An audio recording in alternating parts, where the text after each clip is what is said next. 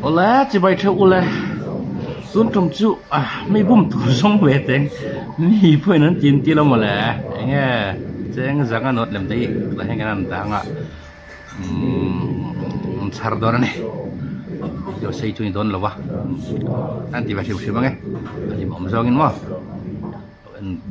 phải cái what tối thế, anh tối like là subscribe lâu thì bốc khá, lâu subscribe rồi.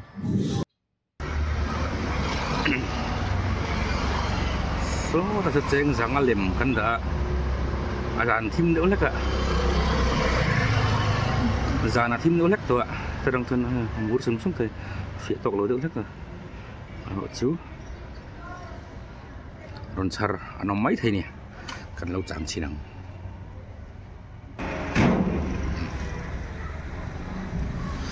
om na khi fu tok lo de lek sak thlang lama tang ron tlan chho tan hin a mu lei thei don lo ka than da thalok ang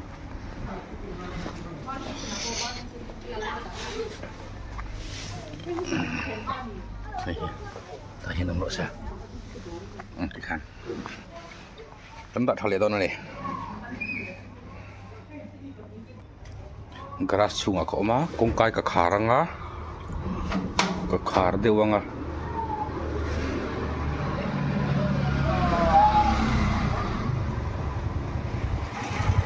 ron hu top hi ron hu anom nge nge tu nga yang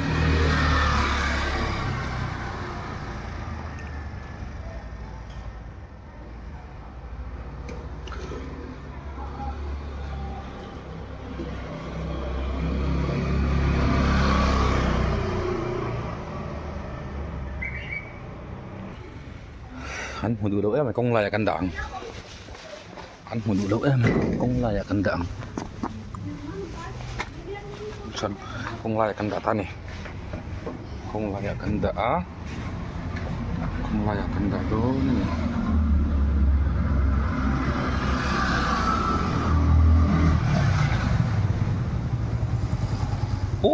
aron len sâu data lihat deh kong data lihat deh oh kunan pui lockdown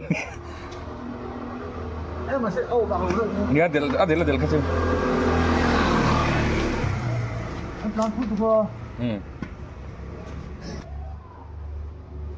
Kawan kan data nih. Oh, kalian son lihat sih mah.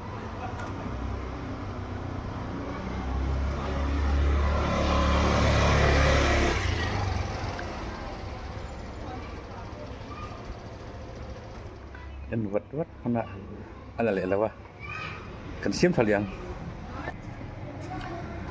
khi ra kan data oh ala taye tungen ni oh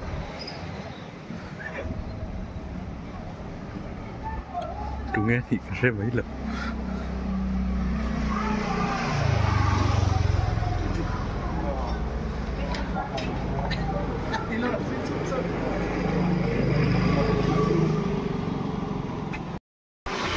nè, bữa trưa mua ya, hơi cẩn đôn. Bữa sáng khách charing cái gì à, cái rồi rồi. Mấy mà. Đừng có lố mà lệ khó rồi đó nó căng con. Lạc rồi cái chuyện là direct rồi.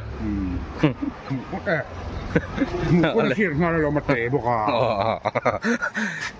Nấu bằng đuông. Nấu bằng lẩu mặt hả?